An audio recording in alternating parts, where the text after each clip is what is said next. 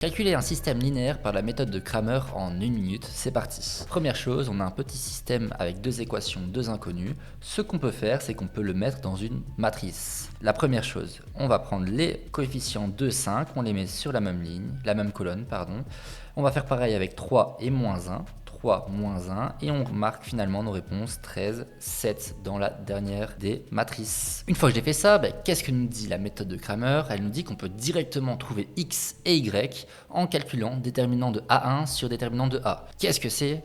Attendez, c'est pas si compliqué que ça. Déterminant de A, c'est simplement le déterminant de la matrice A, qui est ici, qu'on a calculé. Donc on calcule simplement ça, on va avoir une première réponse, ça va être ma réponse 1. Ensuite, le déterminant de A1, qu'est-ce que c'est? En fait, il faut reprendre le déterminant de A, comme je l'ai marqué ici, sauf que on va faire un petit changement, c'est-à-dire qu'on va remplacer la première colonne, parce que c'est A1, c'est-à-dire ici, par ma matrice B, qui est là. C'est-à-dire, au lieu d'avoir 2 et 5, comme je l'ai barré, on va avoir 13, 7, comme ma matrice B. Une fois que j'ai changé ça, je peux calculer mon déterminant, et alors là, j'aurai ma deuxième réponse, le 2. Ça va être pareil pour le A2, sauf qu'ici, on ne remplace pas la première colonne, mais la deuxième colonne. Donc c'est parti, on la barre, et on la remplace par, encore une fois, le B, c'est-à-dire 13, 7. On calcule ce déterminant, on aura notre troisième réponse, et enfin, pour avoir les solutions, si on regarde pour le X, il suffit de faire det à 1, c'est-à-dire ma deuxième réponse entourée, divisé par ma première,